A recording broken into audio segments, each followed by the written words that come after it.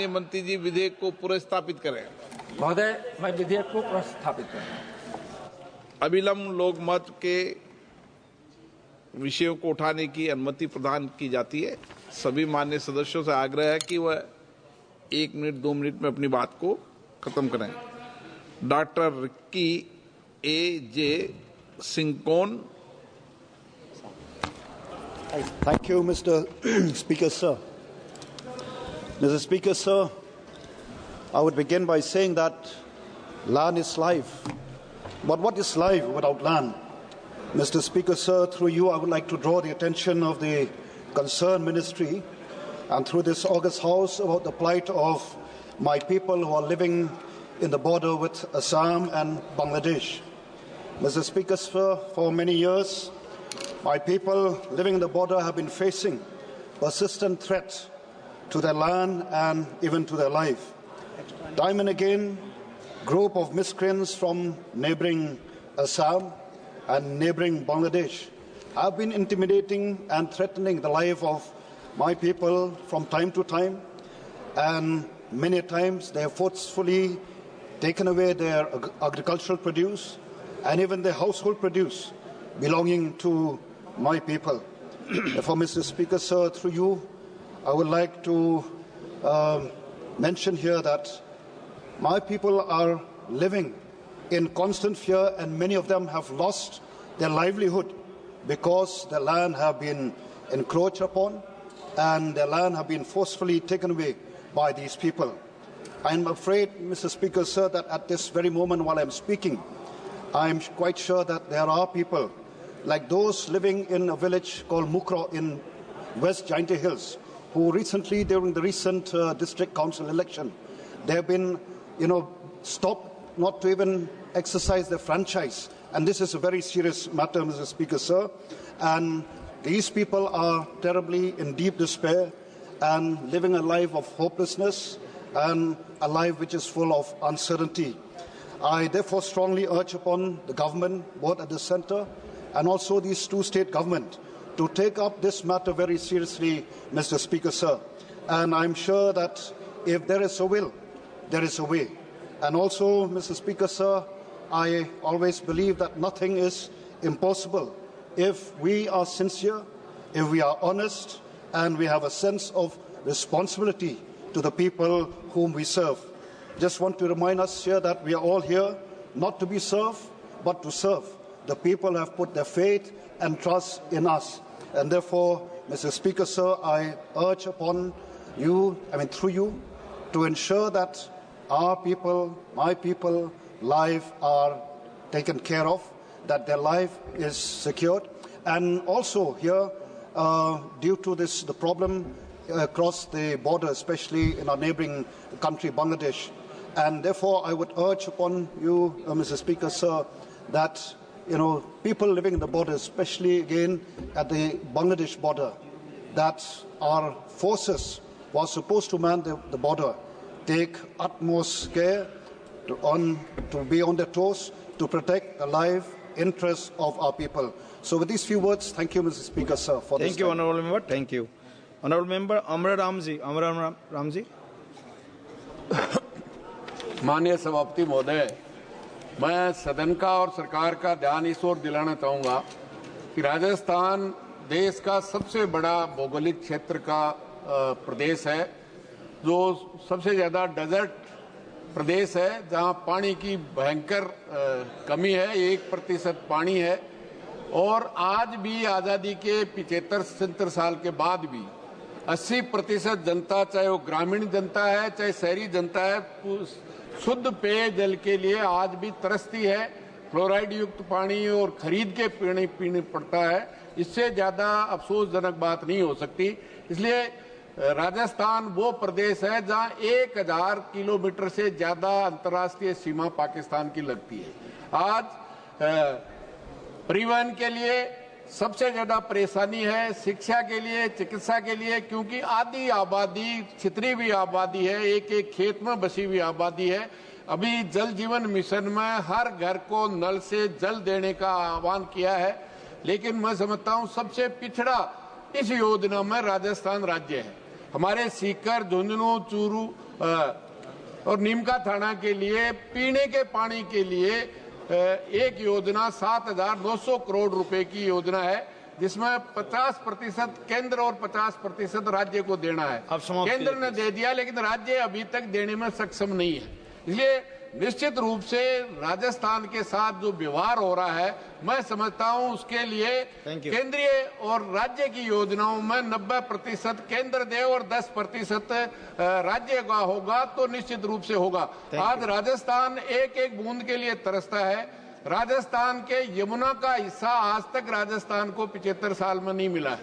Pong dam में आज भी 0.7 मिलियन एकड़ फुट पानी जो राजस्थान के हिस्से का है, जो एक एक बूंद के लिए राजस्थान की जनता तरसती है। सभापति महोदय, मेरा आपके माध्यम से निवेदन है कि राजस्थान को स्पेशल कैटेगरी के राज्य का दर्जा देश की सरकार दे। माननीय सदस्य श्री धर्मेंद्र जादव जी, बराबरी। Thank you. धन्यवाद अध्यक्ष जी।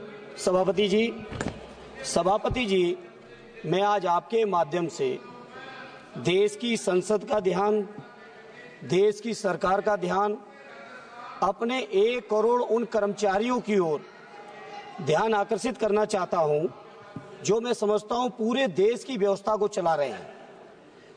सभापति जी, बहुत अफसोस की बात है, 2004 से एक नेशनल पेंशन स्कीम लागू हुई। उस नेशनल पेंशन स्कीम का परिणाम ये रहा कि जब कर्मचारी रिटायर होते थे तो सभापति जी 800, 1200, 1800, 4000 की केवल पेंशन उनके परिवार की सुरक्षा के लिए थी। उसके बाद सभापति जी पिछले 20 सालों से लगातार कर्मचारी आंदोलनरत रहे, आज भी आंदोलनरत हैं। उसके बाद एक नई स्कीम यूनिफाइड पेंशन स्कीम के नाम से पेंशन स्कीम लाई गई, जो कि 1 अप्रैल से लागू होनी है। सभापति जी, बड़ा आश्चर्य की बात है, जिन कर्मचारियों के लिए पेंशन स्कीम लाई जा रही है वो कर्मचारी आंदोलनरत हैं। वो कर्मचारी नहीं चाहते इस तरह की पेंशन आए, क्योंकि इस पेंशन के माध्यम से कर्मचारियों के पूरे जीवन की कमाई और रिटायरमेंट के बाद उनके परिवारों का भविष्य आपके स्टॉक मार्केट में जा रहा है। स्टॉक मार्केट की स्थिति क्या है पूरा देश देख रहा है। सभापति जी, पूरे कर्मचारी चाहते हैं कि जो ओपीएस थी, पुरानी पेंशन स्कीम थी, वो पुरानी पेंशन स्कीम लागू हो। पुरानी पेंशन स्कीम ही एक ऐसा मात्र रास्ता है सभापति जी, जो कि कर्मचारियों के परिवारों की सुरक्षा की गारंटी है। और मैं समझता हूं कोई भी सरकार हो, बिना कर्मचारियों के व्यापक समर्थन और सहयोग के नहीं चल सकती है। जनता के और सरकार के बीच का पुल है कर्मचारी। इसलिए हमारे राष्ट्रीय अध्यक्ष आदरणीय अखिलेश यादव जी ने अपने लगातार चुनावी घोषणा पत्र में कहा कि जब समाजवादियों को मौका मिलेगा, चाहे प्रांत में चाहे दिल्ली की सरकार में, हम पुरानी पेंशन स्कीम लागू करेंगे। इसलिए सभापति जी, मेरी आपसे मांग है, केंद्र सरकार से मांग है कि कर्मचारियों का शोषण हो गया। विषय आ गया आपका, बहुत महत्वपूर्ण विषय उठाया, please. Kalipat ji. Respected Speaker Sir, I on behalf of the Santal people of West Bengal to state that a Santali program is presently broadcasting from All India Radio, Kolkata at 6:05 p.m. daily from Gitanjali Broadcasting slot of Bengal channel for 30 minutes of duration. The Santali program in Akashvani Kolkata is a very popular program to the Santal people since its inception on 15th August 1975. The duration of broadcasting of the Santali program is much lesser in comparison to the popularity of the program. Another thing to be noted here is that there is no program officer appointed as well as no permanent staff in the Santali section of Akashvani Kolkata. The Santali section is run by a few contractual staff only. The Santal people living across the West Bengal have been demanding for a dedicated Santali broadcasting channel in All India Radio, Kolkata since long. I found that the demand of the Santali people is very legitimate, and I assure that the Santal people have all aspects of contents to run a dedicated broadcasting channel in All India Radio, Kolkata for Santali. Therefore, in view of the demands of a large number of radio listeners, I would request the concerned minister through you to start a dedicated channel for broadcasting of Santali program in All India Radio, Kolkata, and appoint Santali language known program officer as well as permanent staff for smooth running honourable of member. the Thank you. program. Thank you. Thank you. Dr. Baureddy Savriji. Thank you, Speaker, sir, for giving me this opportunity. I would like to talk about the long-pending issue regarding inclusion of Beda Budaga Jangam in the state of Andhra Pradesh into scheduled caste. Sir, as we speak, Beda Budaga Jangam is the most downtrodden community in our state. And these people are the people who sing folk songs called Burakadalu in our language. They are not even accessed entry into the villages, and they are called or welcomed into the villages only when there is a death in the village, just to entertain the departed by their songs. When living do not honor them, the departed honor these people, sir. And during 1976, Government of India has included them into SC category.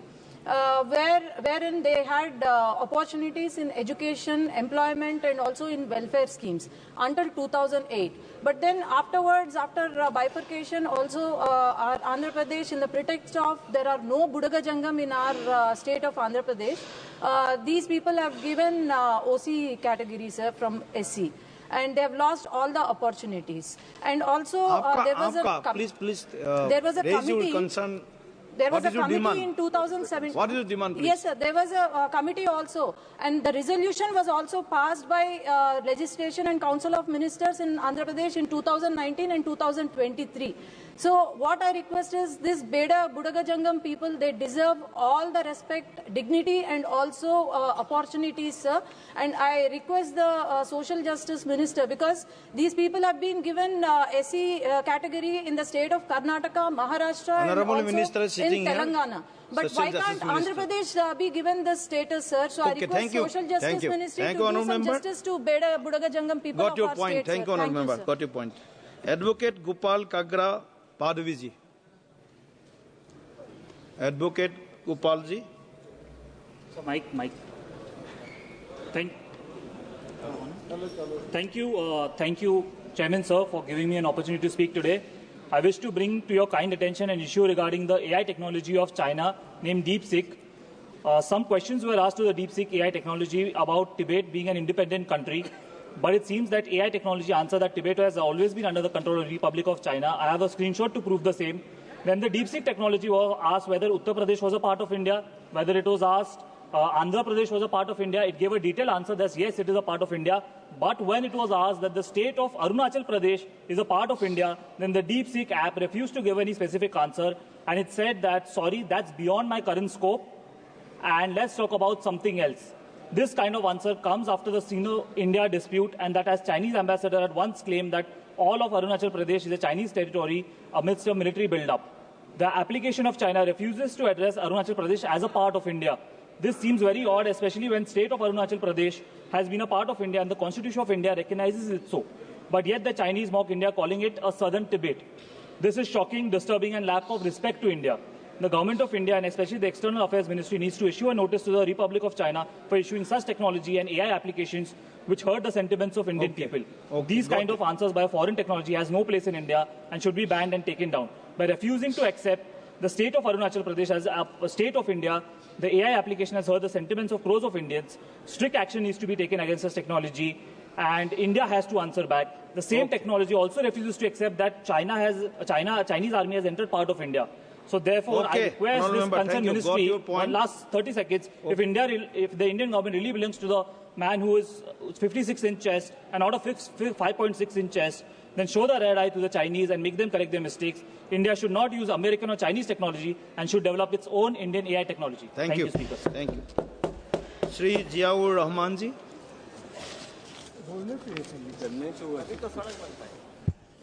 बहुत बहुत शुक्रिया मुझे zero hour पर माननीय सभापति जी बोलने का मौका दिया। और मैं जो बोलना चाहता हूं, इस देश के करोड़ों किसानों के मुद्दे पर मैं बात रखना चाहता हूं। पिछले दिनों कई बार ऐसा हुआ कि किसानों के जो डेलीगेशन हैं हमारे पास में आकर के मिलकर के अपने ज्ञापन दिए, और मुझे अफसोस इस बात का है कि जो किसान इस देश की रीढ़ की हड्डी है, उनको भी अपने कार्यों के लिए आंदोलन करने पड़ते हैं। मैं कहना चाहता हूं कि हमारी इस देश की सरकार को, भारत की सरकार को सारी फसलों पर एमएसपी की गारंटी देनी चाहिए। और जो किसानों का, मैं कहता हूं कि सरकार जो है लोन तो सारे जो बड़े बड़े उद्योगपति हैं उनका माफ करती है, क्यों किसानों के लोन को माफ नहीं किया जाता? कोई भी किसान हो, वो किसी एक धर्म से ताल्लुक नहीं रखता है, उनके लोन को माफ किया जाना चाहिए। और ये सरकार ने वादा किया था 2021 के अंदर कि हम कोई भी नया बिजली बिल अधिनियम नहीं लेकर आएंगे, तो इसमें उनका खासतौर से पॉइंट था कि कोई भी इस प्रकार का बिजली बिल नहीं आना चाहिए। माननीय सभापति महोदय जी, मैं इस बात को कहना चाहता हूं कि मेरे संभल के अंदर भी किसान समाज के पूरे देश के अंदर रहते हैं, उनके साथ में भी बहुत बड़ा उत्पीड़न हो रहा है। और जिस तरह से उनके साथ ज्यादती हो रही है और जिस तरह से उनके साथ कानून व्यवस्था के नाम पर खिलवाड़ हो रहा है, मैं चाहता हूं कि इस देश की सरकार को सिर्फ ये कह करके कि वो प्रदेश का मसला है, इस चीज पे पीछे नहीं होना चाहिए, बल्कि संज्ञान लेना चाहिए इस देश के उन किसान भाइयों के लिए कि उनको आइंदा फिर से दोबारा से आंदोलन करने की जरूरत नहीं पड़े। Thank you. Shrimati DK Aruna ji. Honourable speaker sir, मैं आपसे तेलुगु में बात करने के लिए अनुमति मांगती हूँ। तेलुगु में बोलना चाहती हूँ। తెలంగాణ రాష్ట్రంలో వాల్మీకి బోయ వర్గాలను షెడ్యూల్ తెగల జాబితాలో చేర్చడం అనేటటువంటి అతి ముఖ్యమైనటువంటి అంశంపై ఈరోజు ఈ సభలో మాట్లాడేందుకు నాకు అవకాశం ఇచ్చినందుకు ధన్యవాదాలు అధ్యక్ష. బోయ వాల్మీకులు విద్యలో కానీ, ఉద్యోగాల్లో కానీ, మరి ఆర్థికంగా కానీ చాలా వెనుకబడి ఉన్నటువంటి పరిస్థితులను అనుభవిస్తున్నారు అధ్యక్ష. పురాతన కాలంలో వీళ్ళు వేటకు పోయేటటువంటి వాళ్ళు. ఈరోజు వాళ్ళకి ఎలాంటి కులవృత్తి లేదు. బోయ వాల్మీకులు పక్క రాష్ట్రమైనటువంటి కర్ణాటకలో, ఇతర అనేక రాష్ట్రాల్లో ఎస్టీలుగా గుర్తింపు పొందుతున్నారు. కానీ తెలుగు రాష్ట్రాలైనటువంటి తెలంగాణలో కానీ, ఆంధ్రలో కానీ వారు ఇంకా వెనుకబడినటువంటి తరగతుల జాబితాలోనే ఉన్నారు. దీనివల్ల వాళ్ళకి చాలా అన్యాయం జరుగుతూ ఉంది అధ్యక్ష. తెలంగాణలో ముఖ్యంగా 5 లక్షల మందికి పైగా జనాభా బోయ వాల్మీకులు ఉంటే, ఉమ్మడి మహబూబ్ నగర్ జిల్లా మా పార్లమెంటులోనే అత్యధిక శాతంగా బోయ వాల్మీకులు ఉన్నారు. సో వారిని ఎస్టీ జాబితాలో చేర్చాలన్నటువంటి వారి యొక్క ఆకాంక్ష మేరకు గత ప్రభుత్వం, తెలంగాణ ప్రభుత్వం వారి స్థితిగతులు, ఆర్థిక పరిస్థితులను పరిశీలించడం కోసం చెల్లప్ప కమిటీని వేశారు అధ్యక్ష. సో చెల్లప్ప కమిటీ చేసినటువంటి సిఫారసులను పరిగణలోకి తీసుకొని అప్పటి తెలంగాణ ప్రభుత్వం శాసనసభలో ఆ కమిటీ సిఫారసులకు ఆమోదం తెలుపుతూ తీర్మానం చేసి కేంద్ర ప్రభుత్వానికి ప్రతిపాదనలు పంపడం జరిగింది అధ్యక్ష. ఆ రిక్వెస్ట్ ఏంటంటే, కావున రామాయణం రచించినటువంటి వాల్మీకి వారసులైనటువంటి వాల్మీకులను నవభారత నిర్మాణంలో సాధికారత మరియు సమానత్వం వారు సాధించాలంటే గౌరవనీయులైనటువంటి గిరిజన వ్యవహారాల శాఖ మంత్రి గారు దయతో తెలంగాణ, ఆంధ్రప్రదేశ్ రాష్ట్రాల్లో ఉన్నటువంటి వాల్మీకి బోయలను ఎస్టీ జాబితాలో చేర్చాలని మీ ద్వారా ప్రభుత్వాన్ని కోరుతా ఉన్నాను అధ్యక్ష. Thank you. Okay madam. Thank you. Your concern is given the ST status to these communities. This is your concern. Thank you. Shri Anup Sanjay Dhotre ji. Yes. Thank you, Speaker sir. Sir, मैं आपके माध्यम से माननीय railway मंत्री जी को धन्यवाद करना चाहूँगा कि उन्होंने मेरे कॉन्स्टिट्यूंसी में, मेरे अकोला शहर में गतिशक्ति टर्मिनल सैंक्शन किया है. मेरी सर डिमांड है कि अमृत भारत ट्रेन जो है वो ट्रेन मेरे कॉन्स्टिट्यूंसी में से चालू की जाए. नागपुर से मुंबई इस रेलवे सेवा को चालू किया जाए.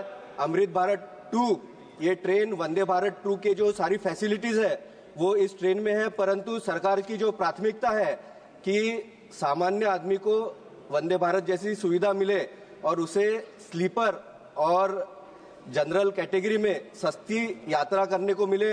यही दिशा में मैं डिमांड करता हूं कि मेरे कॉन्स्टिट्यूंसी से और नागपुर से मुंबई एक अमृत भारत ट्रेन चालू की जाए. धन्यवाद. धन्यवाद. श्री मुरारीलाल मीना जी।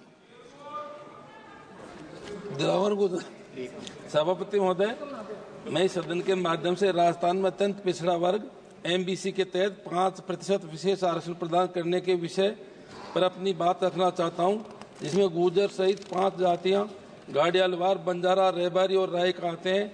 ये मुद्दा न केवल राजस्थान बल्कि पूरे देश के सामाजिक न्याय और समावेशी से जुड़ा है। राजस्थान में इस समुदायों की आरक्षण की मांग लंबे संघर्ष और आंदोलन के बाद स्वीकार की गई। गुर्जर समुदाय ने कई बड़े आंदोलन किए, जिनमें अनेक लोगों की जानें गई।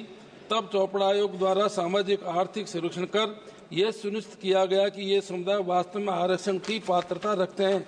इसलिए 2019 में राजस्थान सरकार ने राजस्थान पिछड़ा वर्ग संशोधन अधिनियम पारित कर इन समुदायों को एमबीसी श्रेणी में 5% आरक्षण प्रदान किया गया। इस कदम का उद्देश्य इन समुदायों को सामाजिक, शैक्षणिक और आर्थिक रूप से मुख्यधारा में लाना था। हमारा संविधान शैक्षणिक और सामाजिक पिछड़ेपन के आधार पर आरक्षण प्रदान करता है, लेकिन उच्चतम न्यायालय ने 50% अधिकतम सीमा तक तय कर दी है। धन्यवाद सदस्य जी। मेरा श्री भजनलाल जाटव माने ये जो 5% आरक्षण है इसको 9वीं अनुसूची में डाला जाए, ताकि बार बार न्यायालय में जाना नहीं पड़े, क्योंकि कई बार इस पर रोक लग गई है। भजनलाल जाटव जी, राष्ट्र का गुर्जर समुदाय हमेशा प्रताड़ित रहता है। नहीं है? ओके। श्री जगदीबिका पाल जी। सभापति महोदय, मैं आपका अत्यंत आभारी हूं कि आपने सुनी प्रहर में एक अत्यंत लोक महत्व और अविलंबनीय प्रश्न को उठाने का अवसर दिया। संपूर्ण भारत पूरी दुनिया के बौद्ध के धर्मावलंबियों के लिए एक स्पिरिचुअल सेंटर है और देश के 4 ऐसे महत्वपूर्ण स्थान हैं कि चाहे वो बोध गया हो, जहाँ पे गौतम बुद्ध को ज्ञान की प्राप्ति हुई हो, सारनाथ में जहाँ उन्होंने बौद्ध धर्म का प्रथम उपदेश दिया हो, या उस कुशीनगर में जहाँ उनकी महापरिनिर्वाण स्थली के रूप में पूरी दुनिया में बौद्ध धर्म के लोग उनकी पूजा करते।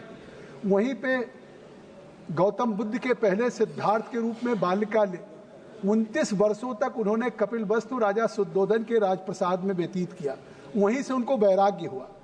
आज उस कपिलवस्तु के लिए मैं खड़ा हूँ, इसलिए कि जब हमारी सरकार आज चाहे महाकाल कॉरिडोर हो या काशी विश्वनाथ कॉरिडोर हो, अयोध्या का कॉरिडोर हो, तो आज आवश्यकता है कि देश में पूरी दुनिया के, चाहे थाईलैंड हो, सिंगापुर हो, जापान हो, मलेशिया हो, इंडोनेशिया हो, इनके मानने वाले लोग लाखों प्रतिवर्ष आते हैं।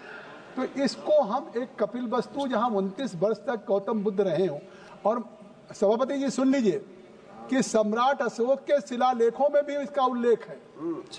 फैनसांग फाइहान की यात्राओं में इसका उल्लेख है कि कपिलवस्तु एक गौतम बुद्ध के उस आध्यात्मिक केंद्र और बौद्ध धर्म के उस केंद्र के रूप में एक सेंटर था और आज उसके विकास की जरूरत है। और जहां पे मैं आपके माध्यम से चाहता हूं कि सरकार की तरफ से कि पूरी दुनिया के जब बौद्ध धर्म के लोग, मानने वाले लोग सारनाथ, बोधगया, कुशीनगर, कपिलवस्तु आते हैं, कपिलवस्तु को आज कॉरिडोर के रूप में विकसित करेंगे। रवि जी के जिले से गोरखपुर, कुशीनगर और सारनाथ, प्रधानमंत्री जी के क्षेत्र से कपिलवस्तु को हम जोड़ेंगे। और पूरी दुनिया में जिस तरह से हमारा देश कुंभ के बाद एक इतना बड़ा रिलीजियस टूरिज्म का हब बन रहा है, और आज हम पूरी दुनिया को दिशा दे रहे हैं आध्यात्मिक। सुन लीजिए ध्यान से, आपको तो विश्वास है, पूरी दुनिया उस बौद्ध को मानती है, बहुत अच्छा विषय उठाया आपने। करुणा, ममता, शांति, अहिंसा के संदेश को मानती है। तो आज मैं चाहता हूं आपके माध्यम से उस सिद्धार्थनगर के वस्तु कॉरिडोर के रूप में विकसित किया जाए। सुश्री कंगना रनौत जी। धन्यवाद अध्यक्ष महोदय जी। धन्यवाद अध्यक्ष महोदय जी। मैं हमारी सरकार की सराहना करना चाहती हूं कि उन्होंने जो सौभाग्य योजना है, दीनदयाल उपाध्याय ग्राम ज्योति योजना के द्वारा जो है समस्त भारत में खासकर रूरल एरिया में जो इलेक्ट्रिफिकेशन की है, विद्युतीकरण किया है, वो अत्यधिक उनका जो नेतृत्व है बहुत ही सराहनीय है। लेकिन साथ ही मैं उनका ध्यान जो है आकर्षित करना चाहती हूँ। हमारे मंडी में जो मेरी ऐसी कई विधानसभाएं हैं जहाँ पे बहुत ही हाई एल्टीट्यूड के बहुत ज़्यादा क्षेत्र हैं, छोटे छोटे गांव हैं जहाँ पे इतनी बर्फबारी होती है, बहुत ही एक्सट्रीम वेदर रहता है और वहाँ पर जो पूरी पावर ट्रांसमिशन इंफ्रास्ट्रक्चर है बहुत ही पुअर है। उसके साथ ही ट्रांसफॉर्मर्स बार बार कोलैप्स करते रहते हैं और उसके कारण वहाँ पे वोल्टेज भी बहुत लो रहता है। थोड़ी बर्फबारी होती है या बारिश होती है सर, बहुत लंबे लंबे पावर कट्स लगते हैं। उनकी वजह से जो है लोगों का पूरा जीवन जो है ठप हो जाता है। कई बार तो कई हफ्तों तक बिजली नहीं रहती है। छोटे छोटे व्यवसाय जो हैं वो ठप हो जाते हैं। और ऐसी एक नहीं, सिराज, बंजार, आनी, कुल्लू जैसी बहुत सारी विधानसभाएं हैं। तो महोदय जी, मैं जो है हमारी पावर मिनिस्ट्री हो गई, जो हिमाचल प्रदेश इलेक्ट्रिसिटी बोर्ड हो गया, उनसे मैं ये बहुत ही विनम्र अनुग्रह करती हूँ कि वहाँ पे जल्दी जल्दी जो है 100% इलेक्ट्रिफिकेशन की जाएगी। इन एरियाज में पार्शियल इलेक्ट्रिफिकेशन है और उसके साथ ही जो है दे शुड ऑल्सो स्ट्रेंथन जो पावर डिस्ट्रीब्यूशन जो उनका इंफ्रास्ट्रक्चर नेटवर्क है, they should definitely strengthen that.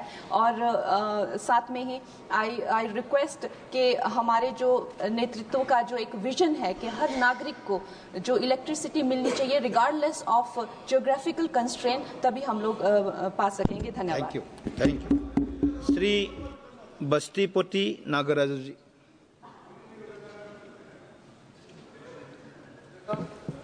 Rayalaseema తరచుగా కరువు పరిస్థితులతో పోరాడేటువంటి ప్రాంతము. నీటి కొరతతో ఈ సమస్య చాలా విపరీతంగా ఉన్నది. నేను ఈ ప్రాంతానికి చెందిన వ్యక్తిగా రైతులు ఈ దురవస్థ నుంచి నేను దగ్గర నుంచి చూసినటువంటి అనుభవం కలిగినటువంటి వ్యక్తిని అధ్యక్ష. ఈ ప్రాంతంలో 25% మాత్రమే భూమి నీటిపారుదలకు నోచుకుంటున్నది. కావున దీనికి శాశ్వత పరిష్కారంగా ఆంధ్రప్రదేశ్ గవర్నమెంట్ ముఖ్యమంత్రి వర్యులు నారా చంద్రబాబు నాయుడు గారు ఒక ప్రత్యేక కార్యాచరణ తీసుకున్నారు. పోలవరం బనకచెర్ల నదుల అనుసంధాన ప్రాజెక్టు ఒక వెలుగురేఖగా ఉన్నది. కావున ఇది గుంటూరు జిల్లా బొల్లాపల్లి రిజర్వాయర్ మరియు నంద్యాల జిల్లా బనకచెర్ల వద్ద ఒక రిజర్వాయర్ నిర్మించాలని ఒక ప్రతిపాదించడం జరిగినది. కావున రాయలసీమకు శాశ్వత పరిష్కారంగా నీటిని మళ్లించడంలో కీలక పాత్ర పోషిస్తుంది. ఈ విప్లవాత్మకమైన ప్రాజెక్టు ద్వారా సుమారు 80 లక్షల ఎకరాలకు మరియు త్రాగునీటిని అన్ని రకాలుగా అందించడంలో గణనీయమైన పాత్ర పోషిస్తుంది. కావున రాయలసీమకు శాశ్వతంగా కొత్త జీవం పోసిన వాళ్ళు అవుతారు. కావున ఈ ప్రాజెక్టుకు పార్లమెంట్ సాక్షిగా కేంద్ర ప్రభుత్వ సహకారంతో అధిక నిధులు మంజూరు చేయవలసిందిగా కోరుతున్నాము ఈ పార్లమెంట్ సాక్షిగా. కావున ఇంతేగాక 40,500 ఎకరాల భూమిని కూడా దీనికి సేకరించడం కావాల్సింది. అందులో భాగంగా 17,000 ఎకరాలు అటవీ భూమిని సేకరించాల్సి ఉంటుంది. కావున ఈ పార్లమెంట్ నుంచి కేంద్ర ప్రభుత్వ సహకారం శాశ్వతంగా కల్పించాలని చెప్పేసి కోరుకుంటూ మీ ద్వారా గవర్నమెంట్ తెలియజేస్తున్నాను అధ్యక్ష. Okay, thank you. माननीय सदस्य डॉक्टर आलोक कुमार सुमन जी। धन्यवाद सभापति महोदय। मेरे संसदीय क्षेत्र गोपालगंज के हथुआ अनुमंडल में स्थित सबिया एयरपोर्ट जो RCS उड़ान योजना में शामिल है, यह 473 एकड़ में फैला हुआ है और जिसमें 280 एकड़ भूमि खाली है। मेरे सांसद मंच से सीमांकन के बाद एयरपोर्ट की पिलरिंग भी हुई है। रक्षा संपदा विभाग दानापुर द्वारा पक्की बाउंड्री और फेंसिंग के लिए 4 करोड़ 41 लाख रुपए की स्वीकृति के बाद इसकी पक्की बाउंड्री और फेंसिंग का कार्य चालू है। इस एयरपोर्ट के रनवे की लंबाई 167 मीटर है। केवल गोपालगंज और सीमांत जिले से सर्वाधिक संख्या में लगभग 1.5 से 2 लाख लोग खाड़ी के देशों में नौकरी करते हैं। गोपालगंज जिले में विदेशी मुद्रा का आगमन देश के अन्य जिलों की तुलना में सर्वाधिक है और बिहार में प्रथम है। इस एयरपोर्ट के चालू होने से गोपालगंज एवं आसपास के 5 जिलों को त्वरित विकास होगा और पर्यटन को भी बढ़ावा मिलेगा। सबिया एयरपोर्ट की कमर्शियल वायबिलिटी के साथ साथ ट्रैफिक डिमांड भी बहुत है महोदय। उड़ान 5 में बिडिंग राउंड्स तक कोई भी एयरलाइंस ऑपरेटर सबिया एयरपोर्ट से उड़ान के लिए बिडिंग राउंड में शामिल नहीं हो पाए हैं। टर्मिनल बिल्डिंग डिजाइन का काम भी जरूरी है। अतः महोदय, आपके माध्यम से मैं नागर विमानन मंत्री जी से निवेदन करता हूं कि सबिया एयरफील्ड हथुआ रूट पर ऑपरेशनल एक्टिविटी शुरू करने के लिए बिडिंग राउंड्स में एयरलाइंस ऑपरेटर्स आमंत्रित किए जाए ताकि सबिया एयरपोर्ट का रिवाइवल हो सके और हमारी जनता को फायदा मिले। Thank you. धन्यवाद सभापति। माननीय सदस्य श्री रविंद्र दत्ताराम वाइकर जी।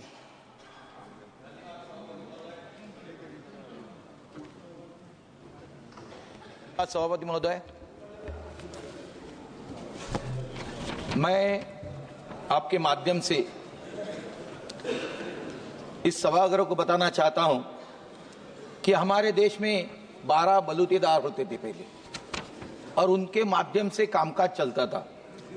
मैं इस सदन के माध्यम से सरकार का ध्यान महाराष्ट्र और देश भर में काम करने वाले गटई कामगार यानी कॉबलर की स्थिति की ओर आकर्षित करना चाहता हूं। The street vendor protection of livelihood and regulation of street wandering act 2014 के तहत गटई कामगार को वेंडर्स के रूप में मान्यता दी गई है, लेकिन जमीनी हकीकत अलग है। सभापति महोदय, जो गटई कामगार होते उनको हॉकर्स में गिना जाता है, मगर गटई कामगार ये ऐसा धंधा है, व्यवसाय है जो बैठ के करते थे, सालों से ये बैठ के करते थे और उनमें से 12 बलूतेदार के अंदर के एक है। और उसके माध्यम से जो नगर निगम होता है यानी म्युनिसिपल कारपोरेशन होते वो उनके ऊपर अन्याय करते हैं, यानी फेरी वाला होता है उसको उठाते चलेगा, मगर जो बैठ के काम करने वाले हैं जिनको शासन के माध्यम से कानून के माध्यम से मान्यता दी गई है उनके ऊपर अन्याय हो रहा है। इसके लिए अन्य स्ट्रीट वेंडर्स को नगर निगम से लाइसेंस मिल जाते हैं, उनको नहीं दिया जाता है। इसलिए मेरी मांग है, सरकार के मांग है कि सभी गटई कामगार को विधिवत वेंडिंग लाइसेंस जारी किया जाए, जिससे कानूनी रूप से अपनी दुकान चला सके और नगर निगमों के और यानी कारपोरेशन के माध्यम से स्थानीय प्रशासन को निर्देश दिया जाए कि वे गटई कामगार को स्ट्रीट वेंडर्स की तरह सम्मान दे और उसका जो अन्याय हो रहा है वो बंद करे। यह सिर्फ एक व्यवसाय नहीं बल्कि लाखों परिवार का उपजीविका सवाल है, यानी उपजीविका उसके ऊपर होती है। तो आपके माध्यम से जो कारपोरेशन है उनको आदेश दिया जाए कि इनके ऊपर इसी प्रकार का अन्याय होता नहीं। धन्यवाद। धन्यवाद। Doctor M.K. Vishnu Prasad ji. Doctor M.K. Vishnu Prasad ji.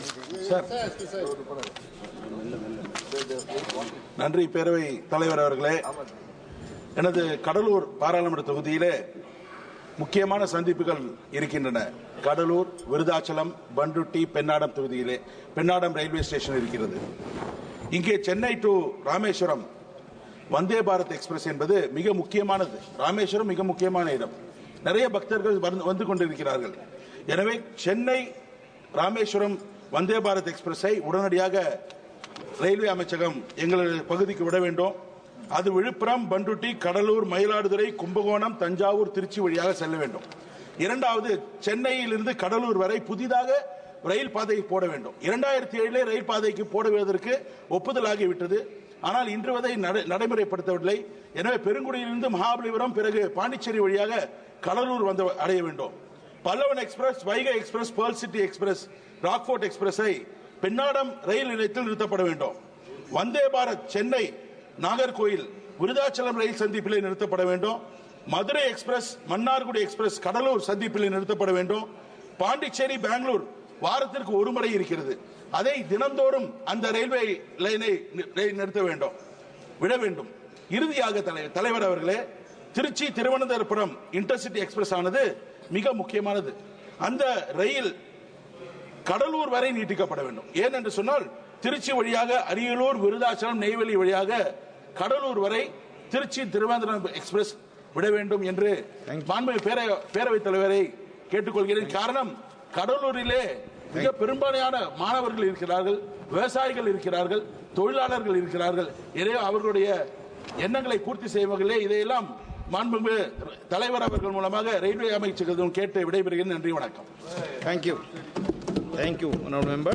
Shri Rajmohan Unnithan ji. Shri Rajmohan ji.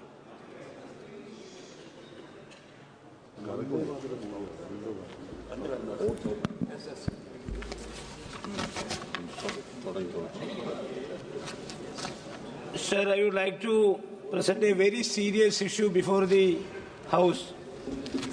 Sir, ASHA workers are the backbone of grassroots healthcare and urgently deserve attention.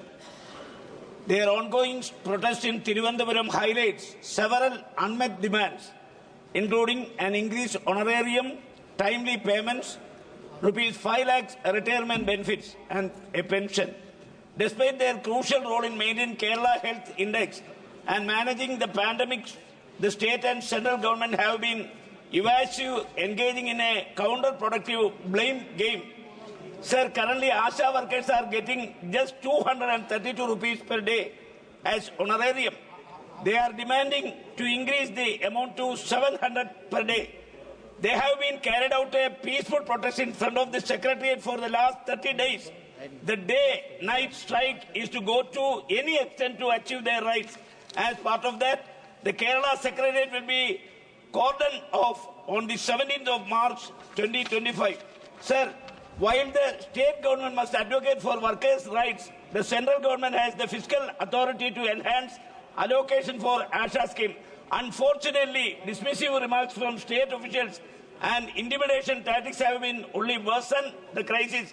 Sir, the central government must take the lead by revising honorarium structures, ensuring timely payments through direct transfers, and establishing pension schemes. Collaboration with Kerala is essential to address operational challenges, including the need of humane working hours.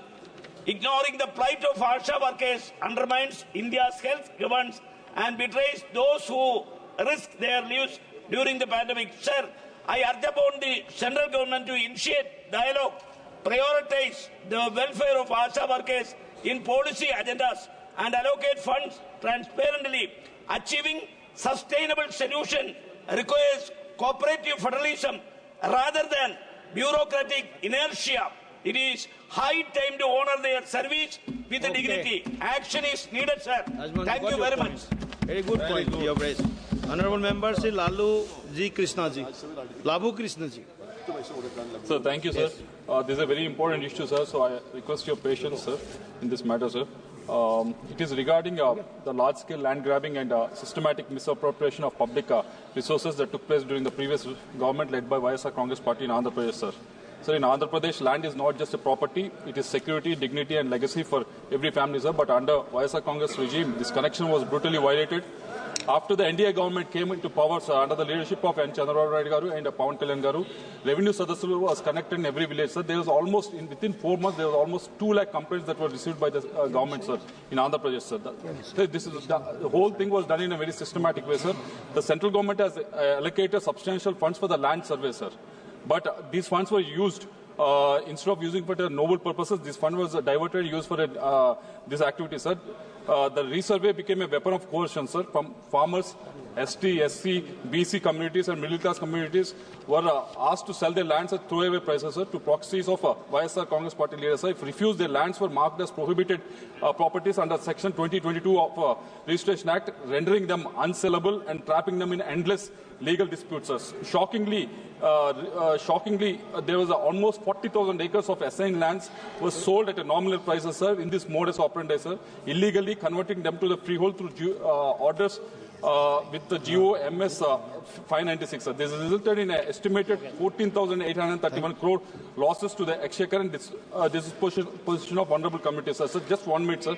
Adding insult to the injury, 700 crores of public funds were wasted on granite boundary stones bearing the image of then Chief Minister, turning a government exercise into a personal branding campaign, sir. His photograph printed on farmers' passbooks, converting vital legal documents into propaganda tools, sir.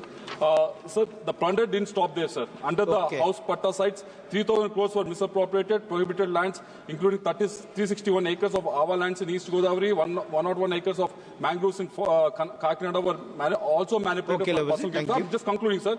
Sir, this whole exercise, you know, this whole exercise was done with the AP Land Titling Act of 2022, which was bought without any public consultation, stripping families of legal recourse, concentrating power in hands of government-appointed officers loyal to the ruling party, sir. Sir, the request from our side is, sir, our government is working hard to reverse this injustice, but the scale is unprecedented, sir. We need the urgent interventions of the central government. Therefore, I humbly request approval of revised land resurvey and titling framework proposed by NDA-led Andhra Pradesh government, ensuring transparency and injustice, sir. Second one, allocation of fresh funds for a clean technology-driven, corruption-free resurvey under strict central oversight, sir, an impartial inquiry into misuse of central funds during the previous regime with strict action against those who looted the public trust, sir. Thank you very much, sir. Thank you.